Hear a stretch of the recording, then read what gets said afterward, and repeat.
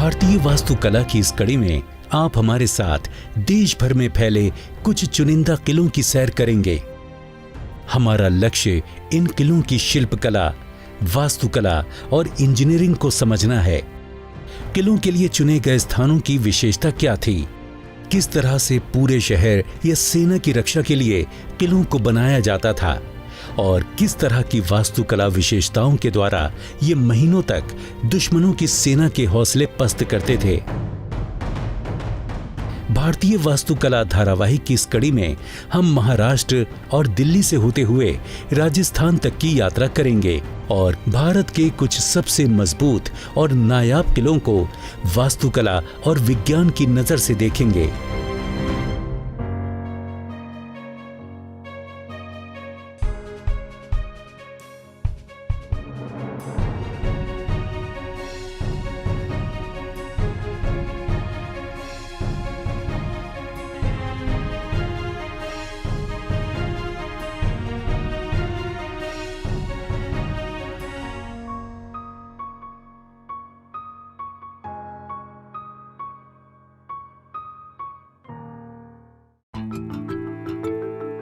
हम अपनी पहली मंजिल तक पहुंचने के लिए महाराष्ट्र के शानदार तटों और मछली पालन पर निर्भर रहने वाले गांवों से होते हुए एक समृद्ध ऐतिहासिक विरासत वाले छोटे से लेकिन खूबसूरत गांव मुरुद तक पहुंचते हैं।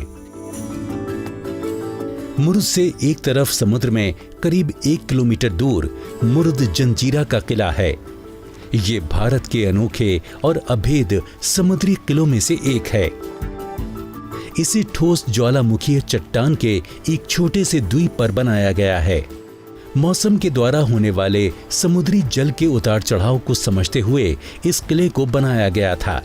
इस किले के निर्माण में हम समुद्री जल विज्ञान की समझ का उपयोग देख सकते हैं। हम सैकड़ों सालों से प्रचलित डाव का उपयोग करके मुरुद जंजीरा की ओर बढ़ते हैं। पानी से घिरे होने के कारण इस किले का रणनीतिक महत्व रहा है। किले के ऊपर से सिद्धि शासकों द्वारा जहाजों पर नजर रखी जाती थी। इससे वो प्राचीन व्यापारिक मार्गों को नियंत्रित करते थे। दिलचस्प बात यह है कि भारत के पश्चिमी तट पर खड़ा ये एकमात्र किला है जो डच, ब्रिटिश और मराठों के आक्रमणों के बावजूद अपराजय रहा है। मराठों ने इसे अपने कब्जे में लेने के लिए 13 से अधिक प्रयास किए। जब हम किले की ओर बढ़ते हैं तो हम महसूस करते हैं कि हम प्रवेश द्वार नहीं देख पा रहे हैं, परंतु थोड़ा नजदीक पहुंचने पर जब 12 मीटर ऊंची दीवारों की विशालता का एहसास होता है, तब हमें प्रवेश द्वार और उसकी खड़ी सीढ़ियों की झलक दिखाई देती है। ये बेहतरीन वास्तुशिल्प और इंजीनियरिंग कौशल का कमाल है। इस विशेषता ने किले की सुरक्षा में भी महत्वपूर्ण भूमिका निभाई है। पहला लाभ ये था कि इससे ये सुनिश्चित हो सकता था कि प्रवेश द्वार किसी भी सीधी तोप के वार से सुरक्षित रहेगा। दूसरा, दुश्मन की नौकाओं को 12 मीटर तक किले के नजदीक पहुंचना पड़ता था ताकि वो मुख्य द्वार की ओर आक्रमण कर पाएं। ये मुरुद पर तैनात तोपों के लिए पर्याप्त दूरी थी ताकि वो दुश्मनों को आसानी से नष्ट कर सकें। ज्वार स्तर कम होने के कारण हमारे डाव का लंगर किले के द्वार से लगभग 15 मीटर दूर लगा है। मुख्य प्रवेश द्वार की ओर जाने के लिए मुरुद की विशाल दीवारों के साथ चलना पड़ा। किले की निचली नींवों पर सदियों से पड़ने वाली लहरों के चिन्ह आज भी दिखाई देते हैं। किले को सबसे पहले 15वीं सदी में एक स्थानीय मछुआरे ने समुद्र में एक विशाल चट्टान पर बनाया था। उसका विचार अपने समुदाय को समुद्री डाकुओं से बचाने का था। हालांकि अहमदनगर के निजाम शाह की नजर इस किले पर थी, इसलिए अहमदनगर राजाओं के सरदार सिद्धियों ने किले पर कब्जा कर लिया था। इन्होंने ही पत्थर का किला बनाकर अगली कुछ शताब्दियों तक इस पर शासन किया। इस किले का नाम मुरुद जंजीरा है। माना जाता है कि जंजीरा शब्द अफ्रीका के जजीरा शब्द से प्रभावित था, जिसका अर्थ है टापू।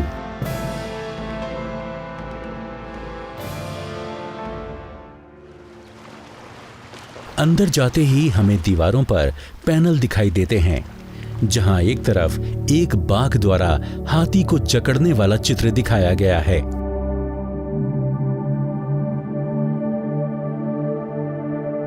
वहीं दूसरी तरफ दो हाथी आपस में लड़ रहे हैं और दो शेर उन्हें देख रहे हैं। इन्हें सिद्धि शासकों का प्रतीक चिन्ह माना जाता था।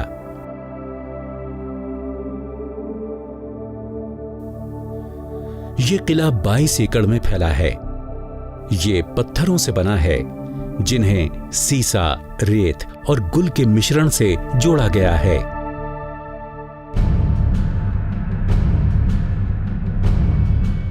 किले में 19 बेस्टन यानी बुर्ज हैं, जिनमें से कुछ अभी भी बरकरार हैं और उनमें से कईयों में तोपें समुद्र की ओर इशारा करते हुए खड़ी हैं। किले की मुख्य इमारत अब खंडर में बदल चुकी है। लगभग 600 वर्षों के दौरान इसमें अधिकारियों और उनके परिवारों के लिए महलों, क्वार्टर, मस्जिद, मंदिर सहित प्राकृतिक ताजे पानी की 18 मीटर गहरी 2 झीलों और कई कुओं आदि का निर्माण किया गया। किले की प्राचीर पर लगभग 200 से अधिक तोपें हैं। कुछ तोपें यहीं बनाई गई थीं और कुछ को यूरोप से भी लाया गया था। प्रवेश द्वार की रक्षा 3 प्रमुख तोपें करती हैं। इन्हें 5 प्रकार की धातुओं से तैयार किया गया था और इन तोपों से समुद्र में दूर तक गोला दागा जा सकता था। एक बड़ी तोप इसलिए प्रसिद्ध है कि ये सूरज की गर्मी में घंटों तक गोले दागने के बावजूद कभी गर्म नहीं होती थी। किले के कुएं भी अनोखे हैं, क्योंकि समुद्र के अंदर होने के बावजूद इनका पानी मीठा है। ये पर्यटकों को आज भी पानी मुहैया कराते हैं। हमने भी इसका परीक्षण करने का प्रयास किया। वाकई पानी काफी ठंडा है। किले के अंदर ताजे पानी के विशाल तालाब हैं। असल में इन्हें बारिश के जल को संग्रहित करने के लिए बनाया गया था, ताकि ये मुरुद जंजीरा की पूरी आबादी को साल भर तक पानी उपलब्ध कराते रहें। मुरुद जंजीरा के निर्माताओं और स्थापत्यकारों ने रोजाना होने वाले ज्वारीय उतार चढ़ाव का अच्छी प्रकार अध्ययन करने के बाद इसके निर्माण की योजना बनाई होगी।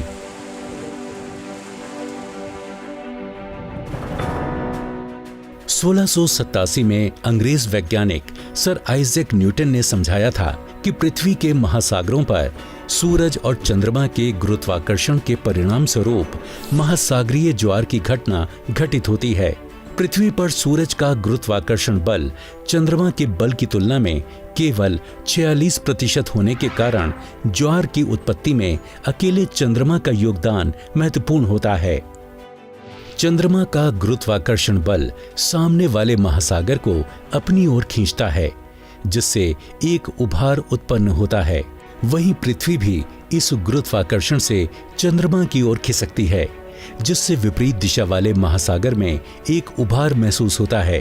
ये इसलिए भी होता है क्योंकि महासागर का यह हिस्सा चंद्रमा से सबसे दूर होता है, जिसके कारण इसके स्थान पर कम परिवर्तन होता है। इन दो प्रभावों के कारण उच्च ज्वार और निम्न ज्वार की घटना घटित होती है। यदि आप तट पर हैं और चंद्रमा आपके सीधे ऊपर है, तो आपको उच्च ज्वार का अनुभव होगा, क्योंकि पृथ्वी 24 घंटों में अपना घूर्णन पूरा करती है। इसलिए हमें लगभग 6 घंटे के अंतराल के भीतर निम्न ज्वार और उच्च ज्वार का अनुभव होता है। तो लगभग 6 घंटे के बाद पहला निम्न ज्वार होगा और लगभग 12 घंटे के दूसरे उच्च ज्वार के बाद 18 घंटे के बाद दूसरा निम्न ज्वार होगा। ये समय अंतराल पृथ्वी पर स्थान के आधार पर बदल सकता है। आपको याद होगा, सुबह किले में प्रवेश करते वक्त ज्वार का स्तर कम था, तो डाव का लंगर दूर ही डालना पड़ा था। अब शाम हो चुकी है और हम अपनी नाव के लौटने का इंतजार कर रहे हैं।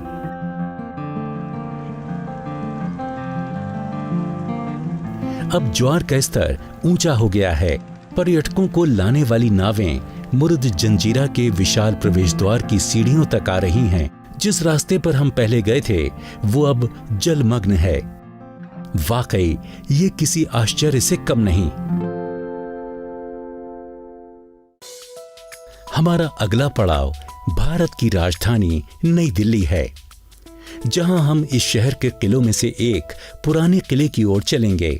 हालांकि दिल्ली में पुराने किले से अधिक पुराने और भव्य स्मारक मौजूद हैं, लेकिन शायद ही उनमें से किसी में भी इतिहास की जड़ें इतनी गहरी हैं। इस किले का वर्तमान रूप दूसरे मुगल सम्राट हुमायूं और अफगान शेरशाह सूरी की देन है, जिन्होंने 16वीं सदी के मध्य में दिल्ली पर शासन किया था। हुमायूं ने 1533 में किले का निर्माण शुरू किया था, लेकिन कुछ ही सालों में शेरशाह सूरी ने उसे सिंहासन से हटा दिया था। 15 साल के बाद फिर से हुमायूं ने इस किले पर कब्जा कर लिया। हम पता लगाएंगे कि इस किले की कौन सी खासियत इसे अद्वितीय बनाती है। ये माना जाता है कि इसे इंद्रप्रस्थ नामक पवित्र स्थल पर बनाया गया था, जिसका उल्लेख मिथकों और इतिहास में मिलता है। भारत के पुरातात्विक सर्वेक्षण के अनुसार यहाँ पर 1500 ईसा पूर्व मानव बसावट के प्रमाण मिले हैं। यदि हम इस विशाल ढांचे की संरचना को देखते हैं तो पता लगता है कि इसकी योजना 2 किलोमीटर की परिधि को ध्यान में रखकर बनाई गई थी। पुराने किले की विशाल दीवारों की ऊंचाई 18 मीटर तक है। इन मोटी दीवारों में 3 विशाल दरवाजे बनाए गए हैं। इसके आसपास एक चौड़ी खाई है जो यमुना नदी से जुड़ी थी, और इसके एक हिस्से को आज भी देखा जा सकता है। ये किला दिल्ली में इस्तेमाल होने वाली निर्माण सामग्री में बदलाव का संकेत है। 16वीं शताब्दी के आसपास क्वार्ट्ज पत्थरों से हटकर संगमरमर और बलुआ पत्थर का उपयोग किया जाने लगा था। प्रारंभिक मध्ययुगीन काल के दौरान दिल्ली और इसके आसपास पारंपरिक निर्माण सामग्री के रूप में क्वार्ट्ज पत्थरों का इस्तेमाल किया जाता था। हम इसका प्रमाण कुतुब मीनार, अलह दरवाजा और गयासुद्दीन तुगलक के स्मारकों में देख सकते हैं। लेकिन बाद में हुमायूं का मकबरा और लाल किले जैसे स्मारकों को बड़े पैमाने पर संगमरमर और बलुआ पत्थरों से बनाया गया। पुराने किले में संगमरमर के सीमित उपयोग के साथ साथ अलग अलग रंगों के बलुआ पत्थरों का उपयोग किया गया था।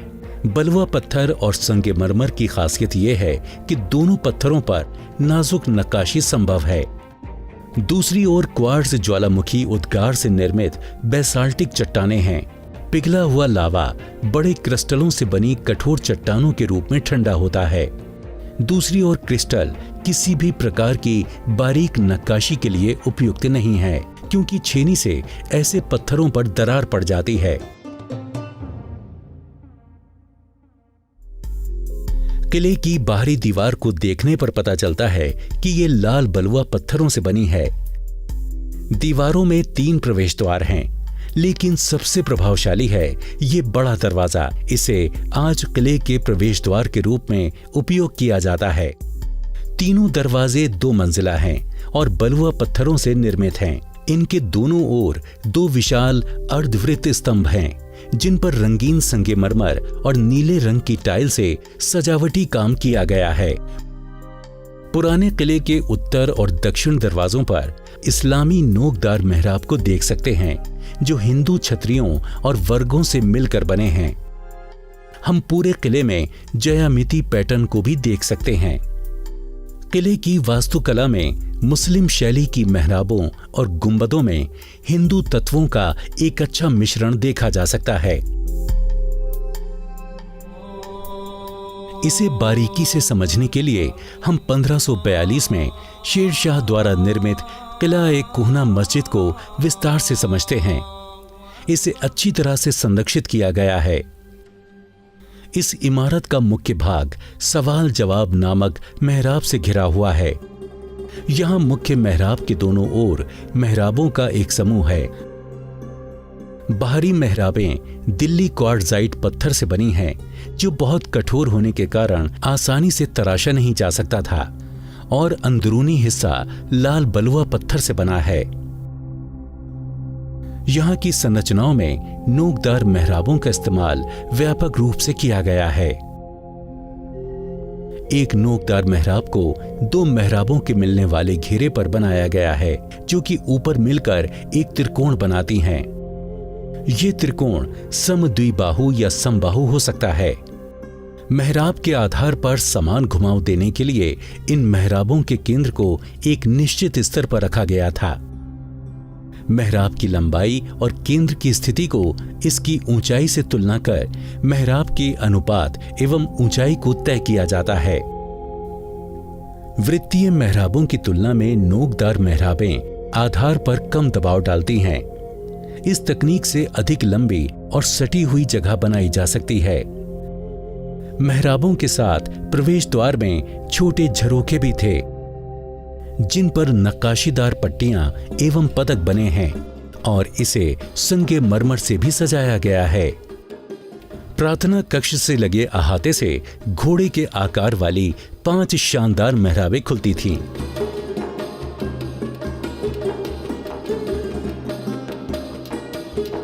अधिकतर मुगल संरचनाओं के समान ही इस किले के भीतर भी जल निकायों का निर्माण कराया गया था।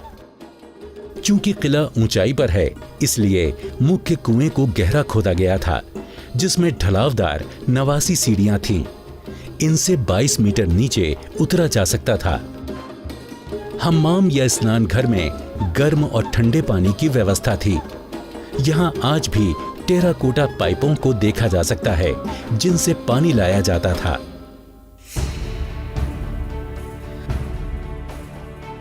आइए अब हम बलुआ पत्थर से निर्मित सुंदर अष्टकोणीय इमारत शेर मंडल की ओर रुख करते हैं। शेरशाह द्वारा निर्मित इस इमारत को दिल्ली की पहली वेधशाला में से एक माना जाता है। हुमायूं इसे पुस्तकालय की तरह उपयोग करता था। यही वो जगह भी है जहां 1556 में सीढ़ियों से फिसलने के बाद उसकी मृत्यु हो गई थी।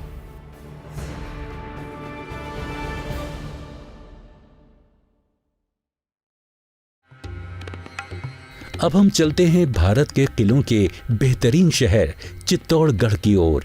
ये राजस्थान के 6 पहाड़ी किलों का हिस्सा होने के साथ ही यूनेस्को की विश्व विरासत सूची में भी शामिल है। चित्तौड़गढ़ का निर्माण 7वीं शताब्दी के दौरान विभिन्न मौर्य शासकों द्वारा करवाया गया था। ये 180 मीटर ऊंची पहाड़ी के ऊपर स्थित है। क्षेत्रफल के मामले में यह भारत का सबसे बड़ा किला है। ये 700 एकड़ क्षेत्र में फैला हुआ है। ये 3 किलोमीटर की लंबाई में फैला है।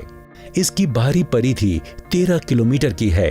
प्राकृतिक तटबंधों के चतुर उपयोग के साथ किले की रक्षात्मक वास्तुकला ने मजबूत किलेबंदी का एक अनोखा उदाहरण पेश किया है। परिसर के रणनीतिक क्षेत्रों ने इन्हें सुरक्षा प्रदान की, जो उनकी सबसे पहली चिंता होती थी। पहाड़ियों और घाटियों की प्राकृतिक बनावट का सर्वोत्तम संभव तरीके से उपयोग किया गया था। किलाबंदी सामान्यतः पहाड़ पर की जाती थी। ये किले पहाड़, रेगिस्तान, नदियों और घने जंगलों जैसी प्राकृतिक बनावट का उपयोग करते हैं। किले की प्राकृतिक सुरक्षा को ऐसी संरचनाओं द्वारा और अधिक मजबूती प्रदान की जाती थी। 4.5 किलोमीटर लंबी दीवारों के पत्थरों पर चूने की चिनाई की गई थी। ये दीवारें जमीन से 500 मीटर ऊंची हैं। भूवैज्ञानिक रूप से राजस्थान की भूमि विभिन्न प्रकार की कठोर चट्टानों से समृद्ध है। उच्च गुणवत्ता वाले पत्थरों की उपलब्धता के कारण ईंटों का उपयोग लगभग अज्ञात था और इसी कारण राजस्थानी निर्माताओं के लिए मजबूत और सुंदर किलों, महलों और मंदिरों का निर्माण करना आसान हुआ। राजस्थान की समृद्ध पत्थर कटाई कौशल कला को बड़ी संख्या में निर्मित बहुत ही सुंदर मूर्तियों में देखा जा सकता है। किले में कई शानदार इमारतें हैं, जैसे कि रानी पद्मिनी का महल। यहाँ की सबसे बड़ी इमारत राणा कुंभा का महल है। इसी स्थान को रानी पद्मिनी के जौहर का स्थान माना जाता है। किले में 2 आश्चर्यजनक स्तंभ भी मौजूद हैं। एक है 9 मंजिला विजय स्तंभ, जिसे राणा कुंभा द्वारा मालवा और गुजरात के मुस्लिम शासकों पर विजय की याद में 1440 में बनवाया गया था। ये स्तंभ 37 मीटर ऊंचा है और 3 मीटर ऊंचे आधार पर खड़ा है। ये वास्तुकला का एक अनोखा नमूना है, जिसे शहर के किसी भी भाग से देखा जा सकता है। टावर के शीर्ष तक पहुंचने के लिए आपको 157 सीढ़ियां चढ़नी पड़ेंगी। दूसरे स्तंभ को कीर्ति स्तंभ कहा जाता है, जो जैन धर्म के पहले तीर्थंकर ऋषभ देव को समर्पित है।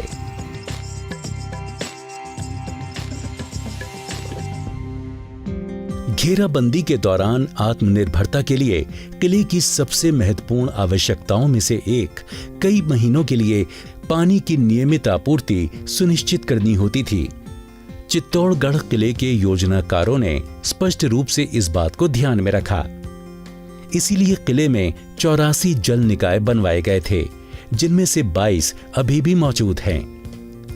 अक्सर चित्तौड़गढ़ किले को जल किला भी कहा जाता है। राजस्थान में जहां बारिश कम होती है और पानी के प्राकृतिक संसाधन दुर्लभ हैं, वहां किलों की स्थापत्य कला में विभिन्न जल भंडारण योजनाओं को ध्यान में रखा जाता था। इनमें तालाब, कुंड और बावड़ियां शामिल हैं। जब हम गर्मियों के दौरान किले के दौरे पर गए थे, तब भी एक प्राकृतिक झरना प्रसिद्ध गौमुख जलाशय में बह रहा था। इसके पानी को पवित्र माना जाता है। किले का 700 हेक्टेयर का 40% क्षेत्र जल निकायों और जलाशयों से घिरा है। जलाशयों की औसत गहराई लगभग 2 मीटर है। इससे स्पष्ट होता है कि इन जलाशयों की सालाना पानी भंडारित करने की क्षमता लगभग 4 अरब लीटर है। भरपूर पानी होने के कारण अकाल की परवाह किए बिना 50,000 सैनिकों की फौज किले में 4 साल तक रह सकती थी।